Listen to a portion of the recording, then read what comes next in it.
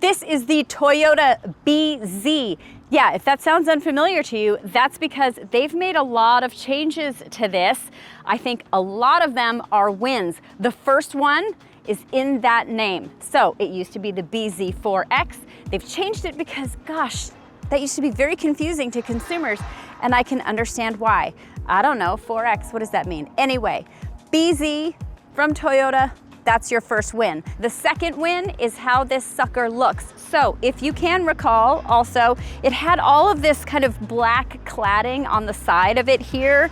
I was not a big fan of that. To me, it looked like a mask that Zorro would have worn. So this to me is a huge step in the right direction. Also, the headlights are a little bit different. The day running lights, it's a little squintier, looks a little bit kind of more European and cool. So I am a fan of how this looks from the front end. If we come around here, you'll see, again, this hasn't changed at all proportionally. It's exactly the same. The rear, the tail lights have changed a little bit. Of course, you have your new logo here that has removed the 4X. Again, I think a major win when it comes to the refresh of the design on the exterior. The interior also gets a pretty major overhaul. You get a 14-inch screen, which is nice and clear.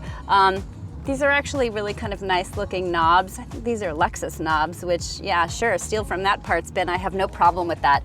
You also have, you do have a digital gauge cluster / head-up display. They're sort of calling it the same kind of thing, but at least it will allow you to see everything that you need to see, not through the steering wheel, but above the steering wheel, which is, I think, a pretty cool feature. We're gonna start seeing that a lot more in cars, I think.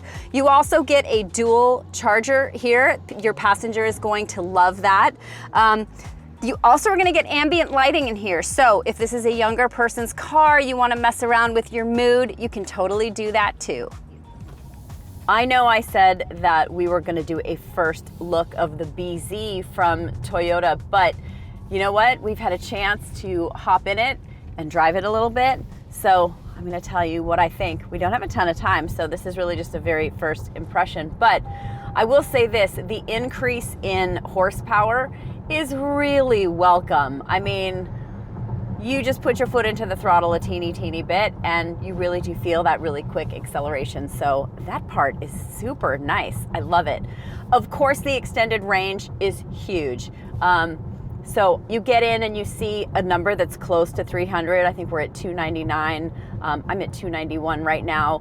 It's just really reassuring when you have a little bit more range, kind of a buffer around what you're doing. You know, some cars have just not gotten there yet, so what are you gonna do? When it comes to regenerative braking, you have paddles here that you can adjust. You have 4 levels of regen, which I really do appreciate. It's not full one pedal, but that's fine. The ride quality, and I actually appreciate that I'm on a very kind of bumpy road. It's not super smooth. It's not the smoothest ride that I've ever been on. It's not terribly sophisticated. I'm definitely feeling a lot of the road underneath me, but I mean, at this price point, I'm also not expecting a Mercedes type ride quality. So take that into account.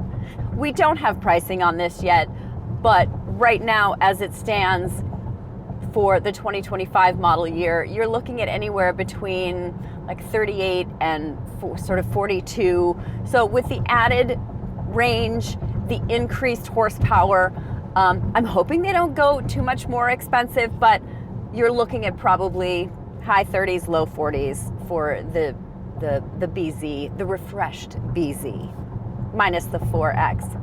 Speaking of minus the 4X, this one that I'm driving is a front-wheel drive version of the car.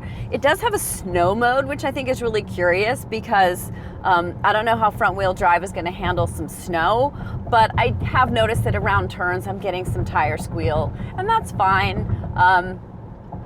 Again, you know, it feels fine. I'm here in Texas. There's not a lot of like twisty, turny roads, and there certainly are no mountains. So take all of this with a little bit of a grain of salt when it comes to the handling of the car. You're going to be able to spec this in a lot of different ways when it comes to battery and drivetrain. So there are going to be 2 battery options. There are also front-wheel drive or all-wheel drive. That is going to affect your range. The top range is going to be 314 miles. Now there's a kind of a wide variety, and I think the lowest is around 260. I don't know why we're not just all consistently up at 300, but here you go. We do have the NACS charge port here, which is fantastic. That means you can use the Tesla supercharger network. It will have an adapter, so if you're used to Electrify America and you actually like that, you can use that too, or you can do home charging. We do not have DC fast charge numbers, but you will be able to get from 10% to 80% in about 30 minutes. You are going to have a battery preconditioning situation on here now, so if you are in cold weather, you will be able to get your battery up to temperature. We're outside in a muggy Dallas, and you know, so you will be able to get your battery up to temperature in order to charge as optimally as possible. There was something else that I was going to tell you guys. Oh, you know this is a joint venture with Subaru, right? We love Subaru. So you're actually going to have X mode on this. I'm sorry about the beep. I'm going to come out of here so we don't hear the beep. But X mode is an all-wheel drive system that will allow you to have a little bit more grip when you have all-wheel drive on inclement weather and that kind of stuff.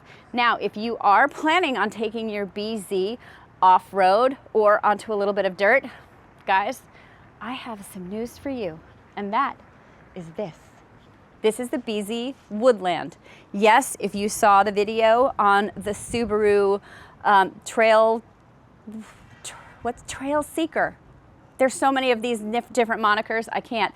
But if you saw the video on that we did, you can check that out up in the link here. I hate to cross promote, but this is Toyota's version of that. This is called the Woodland.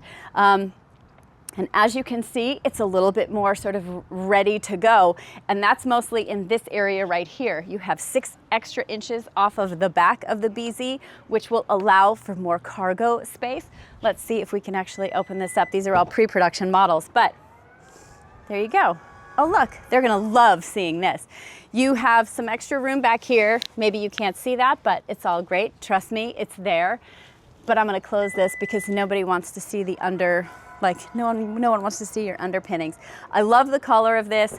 You do have an opportunity to get some all-terrain tires. You do have a little bit more ground clearance on this too. That ground clearance is 8.3 inches, which is up from 8.1. So again, not super significant, but that's fine. Interesting tidbit on this, the wheelbase on here is 112.2. You guys, fun fact, that is the same wheelbase that is on the Toyota 4Runner as well as the Land Cruiser. So if those seem like they're bigger vehicles, well, they are, but that's just because it's what is built around that platform that makes it feel a little bit bigger. So as far as that extra cargo space, that extra cubic feet in the rear comes to 30 cubic feet, which is, I think, a pretty decent number for a smaller vehicle. On this trim, there is only one level, let's say. So what you see is what you get. You can get a premium package on this, which will get you like a JBL audio system and a couple of other goodies. But the Woodland pretty much is already stacked.